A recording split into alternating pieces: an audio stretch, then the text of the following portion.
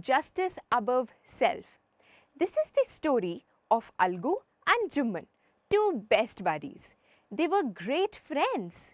Their bond was so close that when one of them left the community, the other looked after his family. Both were well linked in their community.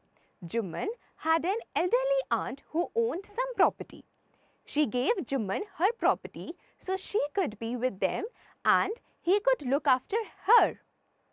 A couple of years passed without any incident. However, everything changed after that.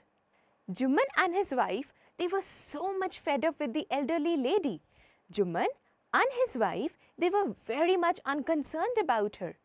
Even a small amount of food was not even supplied to that elderly woman in order for her to live. Aside from starving, that elderly lady had to put up with insults. A fee was paid months after the elderly lady opted not to reside in Jumman's house. She told him that one day that she was leaving his house to live alone and requested him to provide some monthly stipend so that she could set up a separate kitchen. Jumman Sheikh fought on his wife's behalf, claiming that she was the finest person to govern the household. This enraged the elderly lady. The elderly lady brought the issue to the village panchayat and spoke with Algu Chaudhary.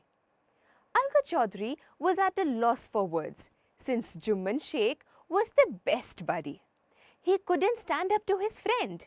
The old lady then requested Algu to come up to the panchayat and provide her with fair justice. All the members of the panchayat met for the meeting.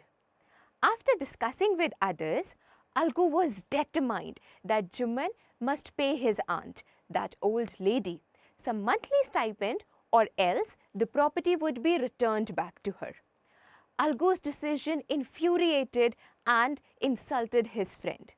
Algu and Jumman's friendship was severed as a result of this. So Jumman perceived Algu as an adversary and a desired retaliation. Days went by. Algu was in danger as a result of his bad luck. He had no choice but to confront it. As a result, he sold one of his bullocks to Sanju Sahu, a rural cart driver. The agreement was that Sahu would pay the bullock's price in a month. It so happened that the bullock that was sold by Algu died some months later, and Algu reminded Sahu of the money that he had not yet paid. But Sahu told him frankly that he couldn't pay him a dime for this horrible beast he had sold him, since he had brought us nothing but ruin. He never argued with him. He made the decision to refer this issue to the panchayat. The panchayat was gathered under an ancient banyan tree. Algu stated in front of the panchayat that the Panch's voice was the voice of God and that he would follow the decision of the Panch, whatever it may be. Sahu was granted the right to nominate the Panch. Sahu suggested the name of Jumman, which he thought was a wonderful idea. Algu's heart dropped as he became pale. Jumman rose to the position of chief Panch. He recognized his role as a judge and the dignity of his position. It was an excellent opportunity for Jumman to exact his vengeance on Algu. But Sahu made the decision not to let his own sentiments get into the way of expressing the truth and doing justice. Both Algu and Sahu presented their cases during the panchayat meeting.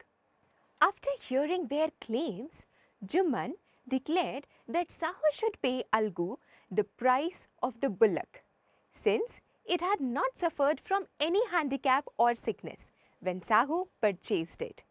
The bullock's death was tragic, but Algu was not to fault. Algu couldn't believe his ears when he heard the decision, since he had expected Jumman to exact retribution. But this was not the case. He cried loudly in the victory of the Panchayat, saying it was justice and that God was there in the Panch voice. Soon after, both friends hugged each other and re-established their friendship.